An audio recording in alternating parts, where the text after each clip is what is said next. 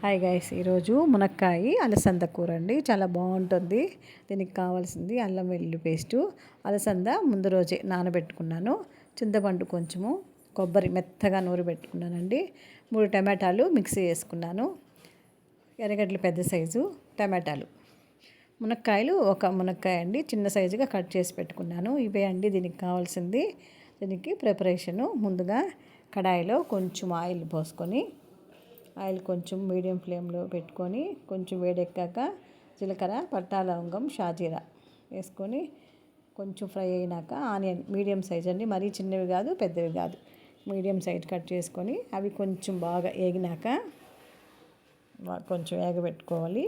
కొంచెం బాగా ఎర్రగా వేగినాక కొంచెము టమాటాలు, హాఫ్ టమాటాలు మనం మిక్సీలో వేసాం కాబట్టి ఇవి కొంచెం టమాటాలు మీడియం సైజ్ అండి, మరీ చిన్నవి కాదు, అల్లం వెల్లుల్లి పేస్టు, కరివేపాకు ఇవే అండి. కొంచెం బాగా ఇవన్నీ కొంచెం మగ్గినాక మూత పెడితే బిన్న మగ్గిపోతుంది.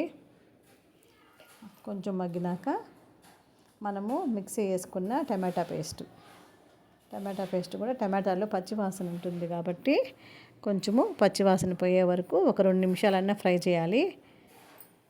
పచ్చివాసన పోతేనే టేస్ట్ బాగుంటుందండి.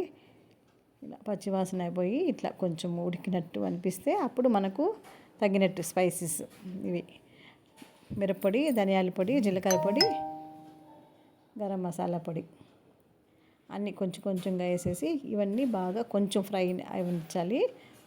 ఒక హాఫ్ నిమిషం కానీ ఫ్రై అయినాక మనం నానబెట్టుకున్న అలసందలు అంటారు, బొబ్బర్లు కూడా అంటారండి.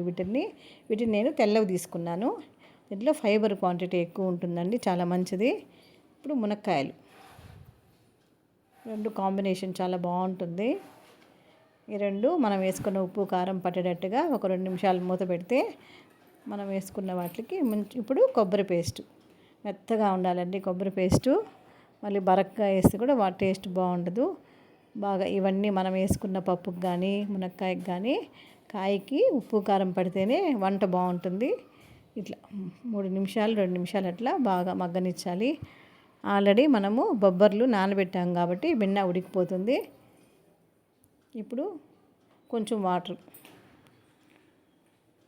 వాటర్ వేసి, కొంచెం పలసగా కావాలంటే పలసగా కొంచెం వాటర్ వేసుకోవచ్చు, కొంచెమే కావాలంటే కొంచెం వాటర్ తగ్గించుకోవచ్చు అండి. ఉడికిపోతాయి ఇవి. కొంచెము చింతపండు, మనం చింతపండు వద్దనుకున్న వాళ్ళు ఒక నిమ్మకాయ పిండుకోండి.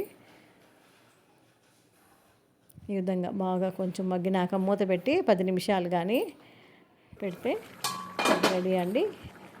దీంట్లో ఐరన్ క్వాంటిటీ కూడా ఎక్కువ ఉంటుందండి, ఫైబర్ ఉంటుంది. లాస్ట్లో నిమ్మకాయ పిండుకుంటే ఇది చపాతీలోకి కానీ, రోటీలోకి కానీ, సంకట్లోకి కానీ, రైస్లోకి కానీ అన్నిటికీ చాలా బాగుంటుందండి. టేస్ట్ కూడా ఈ ప్రాసెస్లో ట్రై చేయండి, లైక్ చేయండి.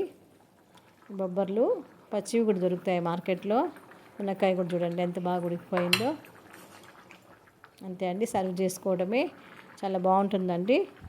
ప్రాసెస్లో ట్రై చేయండి. సింపుల్, టేస్టీ కూడా బాగుంటుంది. సింపుల్ అండ్ టేస్టీ అండి అలసంద మునక్కాయ కూర. లైక్ చేయండి, షేర్ చేయండి.